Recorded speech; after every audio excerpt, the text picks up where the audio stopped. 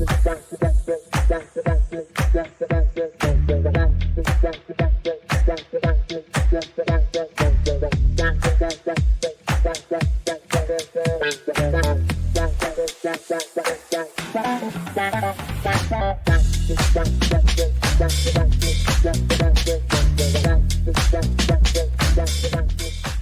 are you there, honey?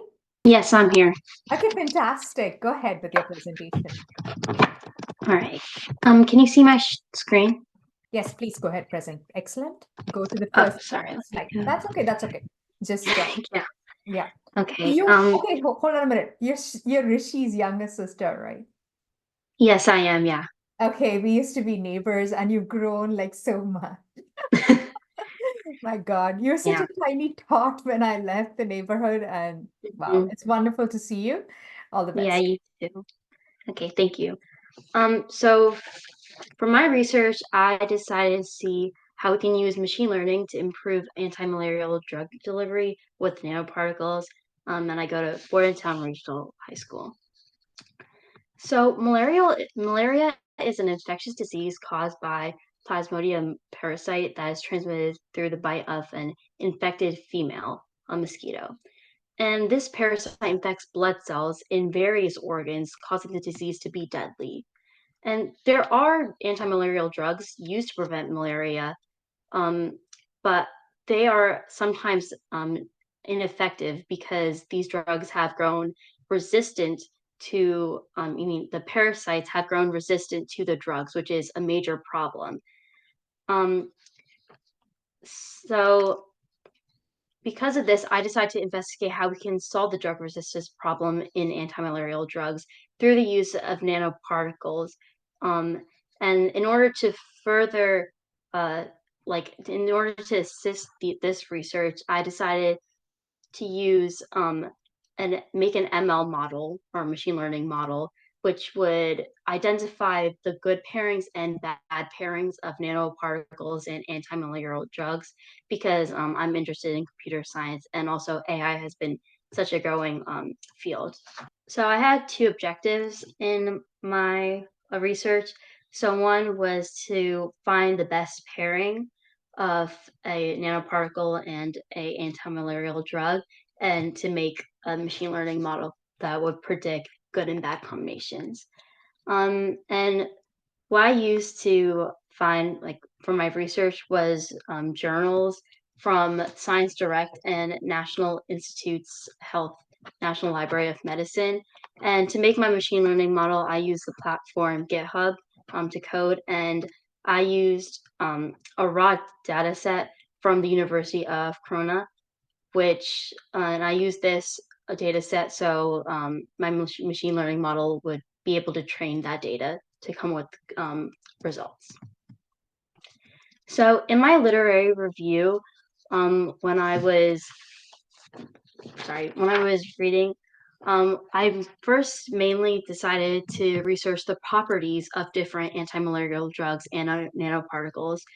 And I discovered certain properties, such as whether the drug was hydrophobic or hydrophilic, it was inorganic or organic, and if it was toxic or not toxic, and other properties. And this gave me a better understanding of when researching, reading studies from actual universities where they would pair anti-malarial drugs and nanoparticles together, and this helped me better understand that.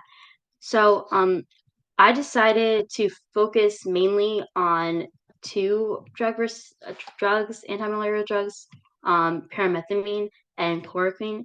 And these two drugs are mainly affected by drug resistance, which is why it led me to research those mainly. And two studies that I evaluated was from Isfahan University, and this evaluated the efficiency of pyrimethamine-loaded poloxamers. And these results showed to be pretty good, with a 78% efficiency with no later side effects. However, the study from Vidyagasar University, which paired chloroquine and polymer-based nanoparticles, At first, it did show that it was a good pairing, but later on, there were some side effects to the liver and spleen, which made me believe that this wasn't a proper pairing and made me believe that the pairing of paramecium and pola hexamerase was the better pairing. So the results from my from the study of paramethymine and the nanoparticles was that it showed a 78% efficiency.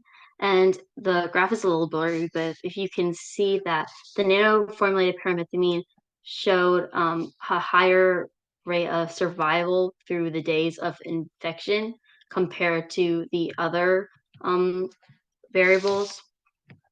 Um, and in this study, what they did was they tested the nanoformulated pyrimethamine on 9 mice, and 7 of them survived, which is why there was a 78% efficiency.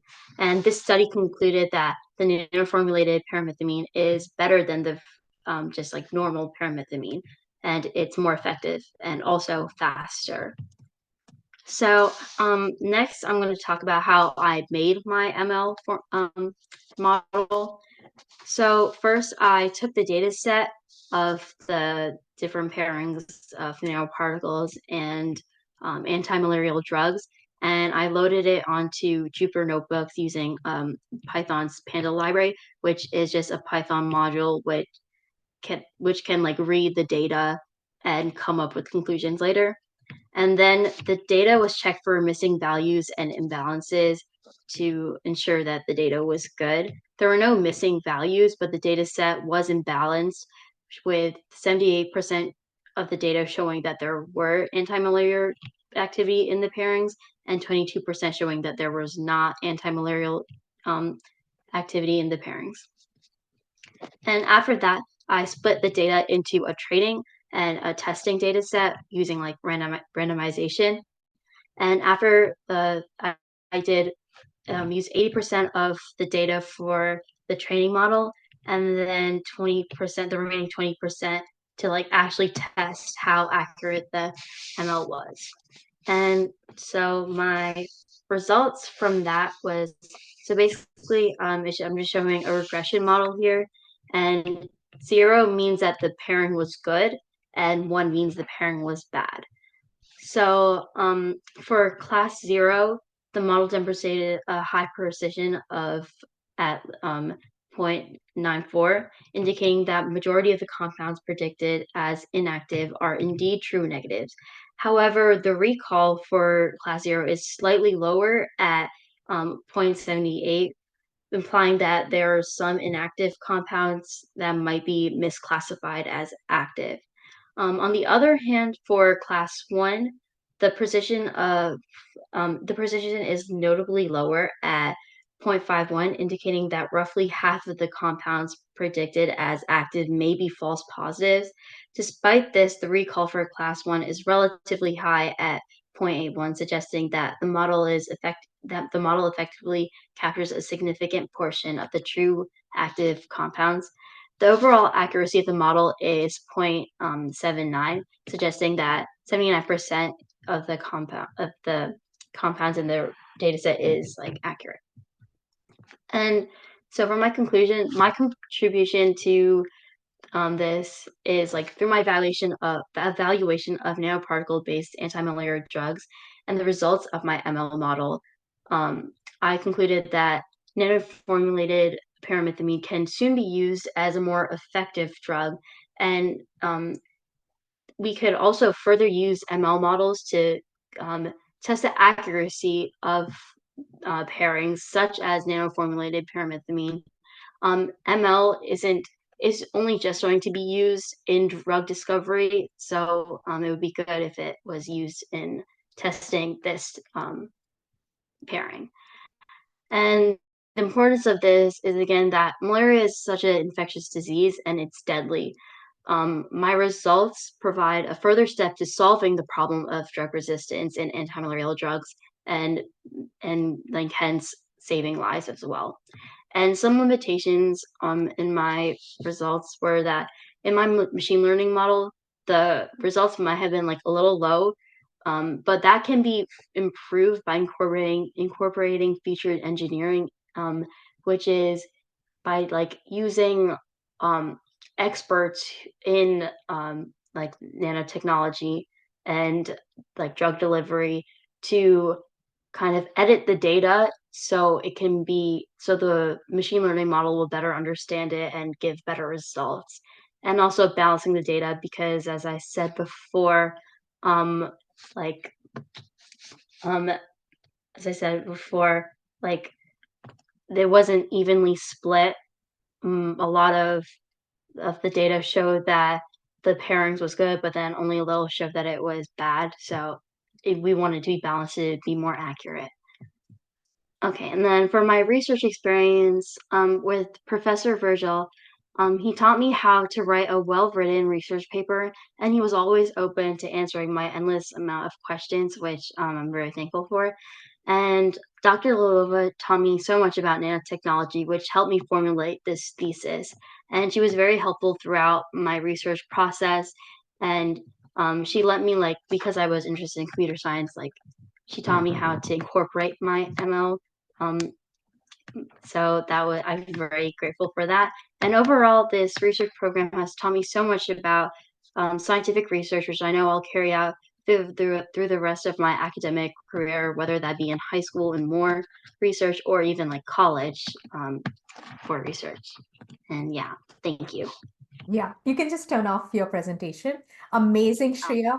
It was really, really well detailed. The depth at which you've gone in is pretty darn amazing. I mean, I have to tell myself, hey, these are high school students, right? It was like that. Excellent, the depth at which you've gone. Dr.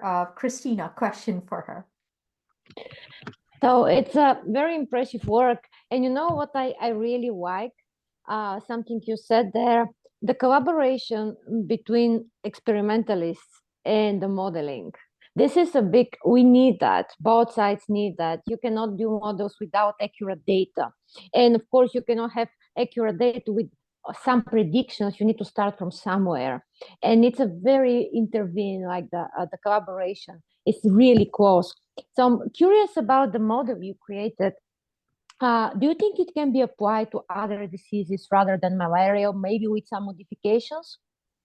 Yeah, for sure. I mean, you would definitely have to use different data sets. So for my data set, it was about anti-malarial drugs and different nanoparticles.